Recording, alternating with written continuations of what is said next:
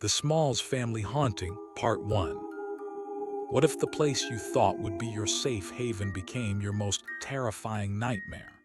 Imagine every corner of your house whispering with unseen voices, objects moving when no one is near, and a shadow that stares at you without a face. This is not the plot of a horror movie. This is a true story documented by Ede and Lorraine Warren, the world's most renowned paranormal investigators.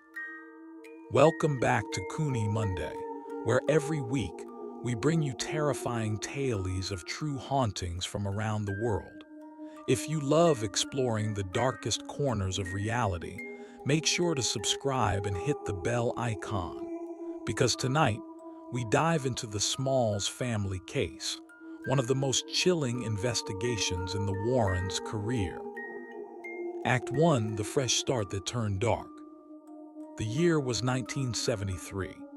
Jack and Janet Smalls had lost everything when their old home was destroyed in a hurricane flood. With their two young daughters, they moved into a duplex in the state of Pennsylvania. At first, life seemed to finally be giving them another chance. Jack quickly found success at his job and even earned a promotion. Filled with hope, he poured money and energy into renovating their new home. Fresh paint, repairs, and dreams for a better future. But that's exactly when their lives began unraveling. At first, the incidents were small, almost laughable. Tools Jack used would go missing one day, only to reappear neatly placed in the same spot later. Cabinets would be open in the morning, even though Janet swore she closed them the night before. Then came something more disturbing: the walls. One of the upstairs rooms developed strange black stains, seeping through the plaster as though the house itself was bleeding. Jack hired painters to cover them again and again, but within days, the stains returned, darker, more sinister, almost defying human effort to cover them. The Smalls family tried to ignore it, but the house wasn't finished with them. Act 2, whispers and shadows. Soon the electrical disturbances began. The lights would flicker, plunging the house into moments of cold darkness. One evening, Jack sat down in front of the television when it suddenly erupted in flames. He barely escaped unharmed. Electricians came, checked every wire, every switch, but no faults were ever found. Sometimes in the middle of the night, the family's radio would suddenly switch on, blasting at full volume, even though it wasn't plugged in at all. And then the voices started. Late at night, Janet often heard her mother-in-law calling her from the other room, but when she went, her mother-in-law insisted she said nothing. Strangely, the rest of the family also began hearing phantom voices, someone calling out their names, yet nobody was ever there. The most tragic impact was on their daughters. One night, Jack and Janet rushed to their little girl's scream. They found her trembling with terror, staring at the corner of her bedroom. "It's floating," she cried. "It's watching me." Nothing was visible to them, but the fear in her eyes told them she had seen something real. Act 3, the shadow man. Then came the clearest manifestation, the shadow. It happened on a February evening. Janet was alone in the kitchen when she felt a cold wind against her neck. Certain she'd left the window open, she turned, only to find the window shut tight. And then she froze. In the corner of the kitchen hovered a dark, faceless silhouette. It wasn't a trick of the light, but a black, human-shaped void in space, floating, watching, waiting. Janet's limbs went cold, her voice caught in her throat, unable to scream. The figure slowly drifted toward her, passed inches from her body, and then disappeared straight into the wall. Her heart thundered. She wasn't hallucinating. The shadow had been too real. Not long after, Jack's mother admitted she too saw a black figure drifting through the hallway. Even Jack himself experienced its presence late one night. By now, it was undeniable. The Smurls family realized their home was haunted.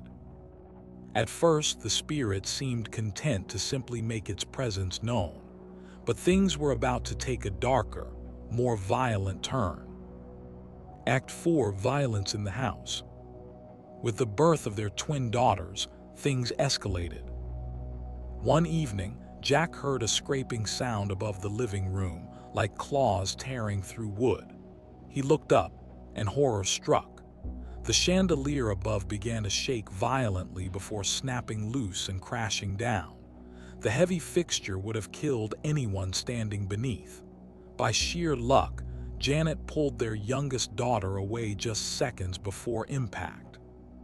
Terrified, Jack went to the church. A priest came to bless the home, chanting prayers and sprinkling holy water. For a short time following the ritual, the house quieted. But the spirit only grew angrier. Light bulbs burst with loud snaps. Appliances caught fire. Objects hurled themselves aggressively across rooms. The most terrifying event came soon after another blessing ritual. The family's dog began to whine uncontrollably, thrashing in panic. Suddenly, in full view of the entire family, the animal was lifted off the ground by an invisible force and flung across the room into the wall. Its whimpers filled the house. The family was shaken to the core. This was no mere haunting, it was an attack. Act 5: No Escape. Jack and Janet begged the church for an exorcism, but without physical proof or a history of possession, they were denied permission.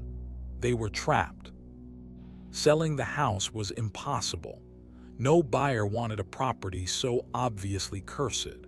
Financially ruined, emotionally drained, the Smurls family had no choice but to continue living inside the nightmare. Years passed like this, with countless incidents, sleepless nights, injuries, and constant fear. And then, finally, a neighbor suggested something different. "Call the Warrens," they said. Ed and Lorraine Warren, the most famous paranormal investigators in the world. If anyone could face whatever haunted the Smurls family, it was them. But no one knew just how dangerous this case would become, so terrifying that it nearly ended the Warrens' work forever. And that was only the beginning. What the Warrens uncovered in that Pennsylvania duplex would haunt them for the rest of their lives. But would they succeed in saving the Smurls family, or would this case claim more lives?